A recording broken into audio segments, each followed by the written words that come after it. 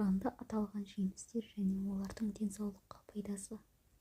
Заманауи медицина мен ғылым Құранда аталған барлық жемістердің адам ағзасына тигізер мол пайдасы мен көптеген сырқаттардың шипасы болатындығын толықтай дәлелдеп шықты.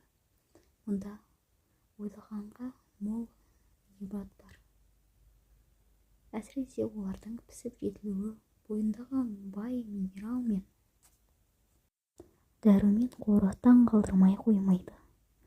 Барлық тіршілік атаулыға ортақ болған бір ғана топырақтан алуан ағаш көктеп шығады. Содан кейін түрлі жемістер пайда болады. Ал олардың иістері, дәмдері, түстері адам ағзасына әсері де алуан түрлі. Бәрі де сондай ғажап мінсіз жүйемен орайластырылған, көз қуантар кейіпте, сана жетпес пішінде өсірілген. Әрі ол аспаннан су түсірген. Біз ол арқылы әртүрлі өсімдіктерді шығардық. Одан көк шығарып, ал одан шоғырланған дән шығарамыз. Құрманың түйінінен иілген жемісті шақтар шығарамыз. Сондай-ақ жүзімнен бақтар және біріне-бірі ұқсамайтын зәйтүн мен анар шығарамыз. Олардың жеміс салған және жемісі пісіп жетілген кезіне назар салыңыздар. Ақиқатында мұнда имандылар үшін белгі дәлел бар. Алланың кітабынан орын алған мәртебесі бұйырған жемістер мен олардың сіздің денсаулығыңыз пайдасы туралы аз-кем айтып берейін. Құрма. Құрманың діңін өзіңе қарай сілкі. Саған жаңа піскен құрма түседі. Құрмадан жей.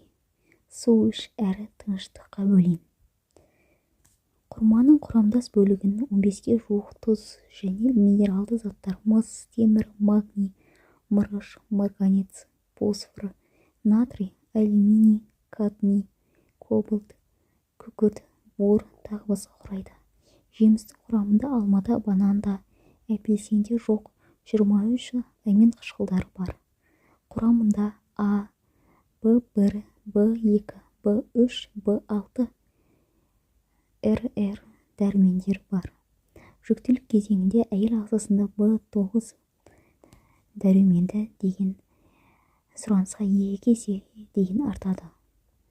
Сонымен қатар В9 фолий қышқылы жасушалардың бөлінуі мен генетикалық құрылымның қалыптасу процесі кезінде маңызды рөл атқарады. Міне, сондықтан да құрсақтағы баланың дамуы барысын ананың ағзасы бұл дәруменге жиі мұқтаждықты сезінеді. Ал құрма дәл осы В9 фолий қышқылының көзі болып табылады. Ғылыми тәжірибелер жүктіліктің соңғы айларында құрманың жатыр бұлшық еттерін күшейтетін, ынталандырушы қасиетке ие екендігін дәлелдеген. Құрманың құрамында кездесетін химиялық зат окситоцин медицинада жүкті әйелдің босануын жеңілдетуші препарат ретінде қолданылады. Окситоцин тұрғысында ми гипофизасының артқы бөлігінен бөлінетін толғақты бастаушы жатыр мен жамбас бұлшық еттерінің жиырылуын шақыратын гормон. Ана ағзасындағы босанар алды барлық дайындық осы гормонның ықпалымен жүзеге асады. Босану барысының сәтті өтуі үшін жатыр бұлшық еттерінің дұрыс жиырылуы өте маңызды. Окситоцин жатыр бұлшық еттерінің жылдам жиырылуына әсер етеді. Босану процесі аяқталған соңында окситоцин ағзадағы өз жұмысын жалғастырады.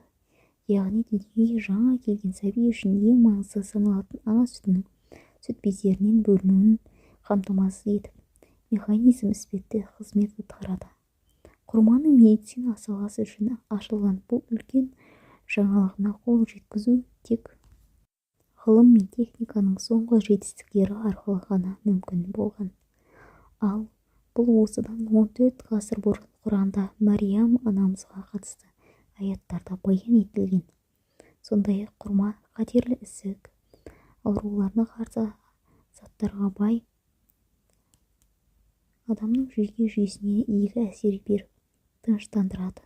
Бауыр, ішек құрты инфекция ауруларына, терінің қорғауға, ерінің тілінуі, шаштың түсуі, тырнақтың сынғыштығы секілді жағдайларға өте пайдалы. Ол сүйек пен тістің саулығына өте қажетті фосфорға бай. Құрамында А витаминінің көп болуы жүйке жүйесінің қалғанша безі мен өкпе қызметінің жақсаруына үлес қосып, күш-қуатты көтереді және терінің жаңарып отыруын қамтамасыз етеді. Құрма қан құрамындағы холестериннің деңгейін төмендетеді. Ішек қызметін қалыпқа келтіреді. Іштің қатуы кезінде өте пайдалы.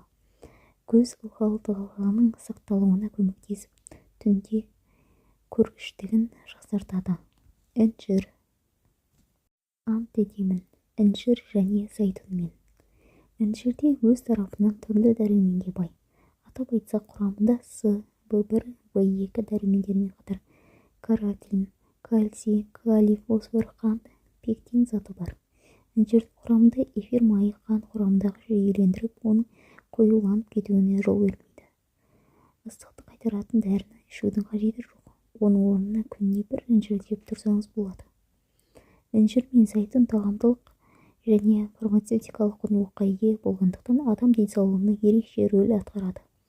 Інжір қақырық себебінен болатын құрғақтықты кетіріп, әсіресе тамаққа толық шықпай қалған қақырықты түсіреді. Тамақ, кеуде, суық тию, тұмау ауруларына өте пайдалы. Жөтелі күшейген адам үшін таптырмас ем, зәрді көбейтеді. Тәбеті нашар болған кісі үшін ашқарынға жаңғақ немесе бадана дәнімен қосып жесе, тәбеті ашылады. Әрі суық тиюге қарсы антисептик саналады. Геморрой, қан тамырлары ауруына інжірдің пайдасы мол. Бүйрек тасын түсіріп, қуықты тазалайды. Улануға қарсы күресу қасиетіне ие.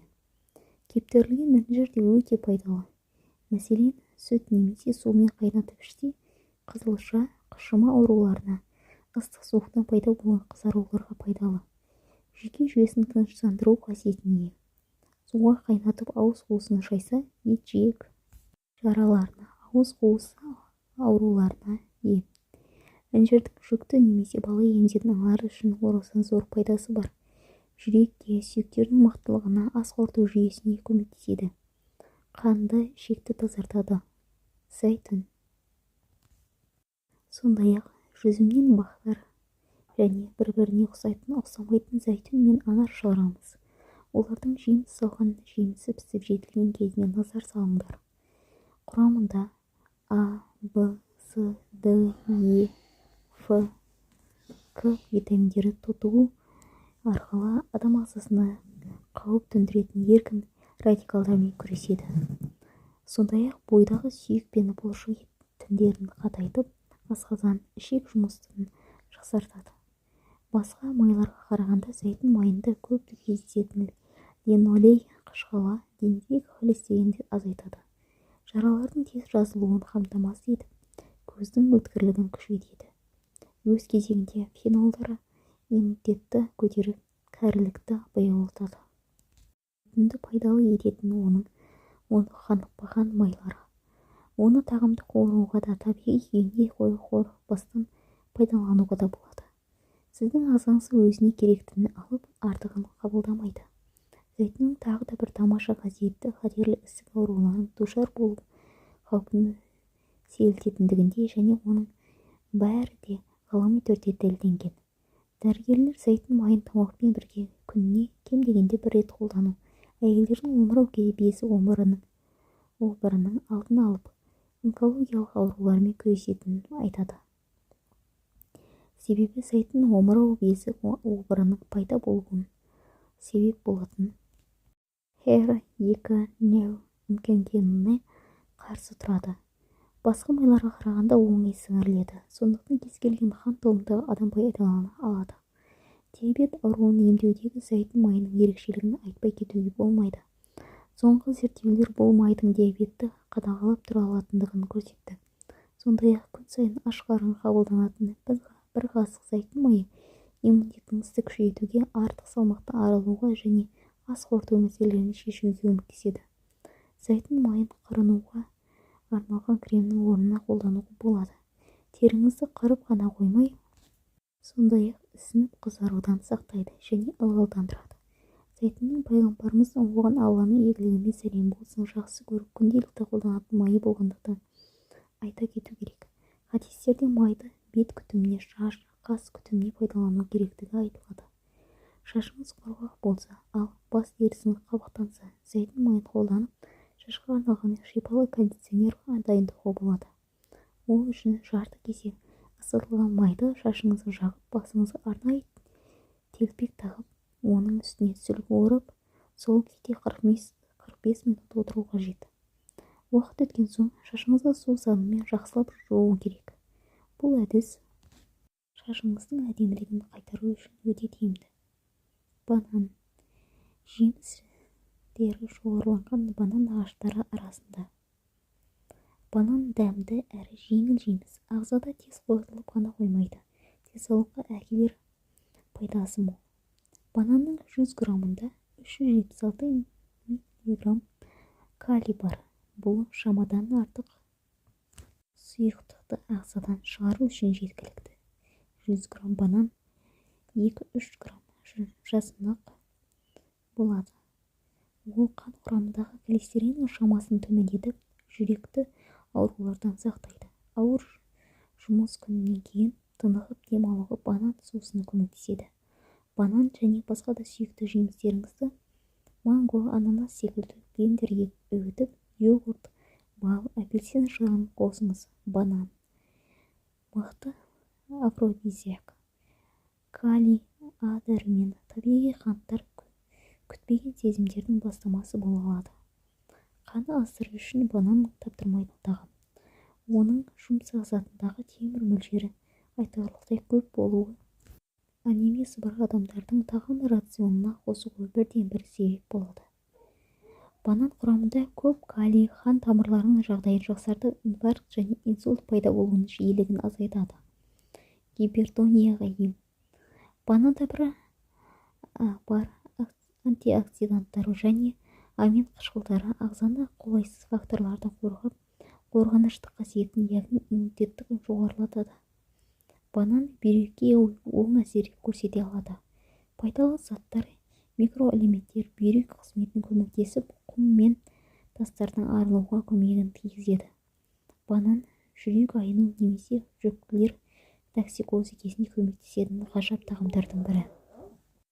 Банан қабығы жәндіктер шаққаннан кейін пайда болатын қышуға қарсы көмектеседі. Қабығын ішкі жағынан шаққан жерге біраз уақыт қойып қойса, нәтижесін бірден байқалады. Анар. Ол екеуінде жемістер, құрма және анар бар. Анар жидегінің құрамында А, Б, С, Е дәрумендері мен калий, йод, темір, кремний, кальций сияқты минералды заттар бар.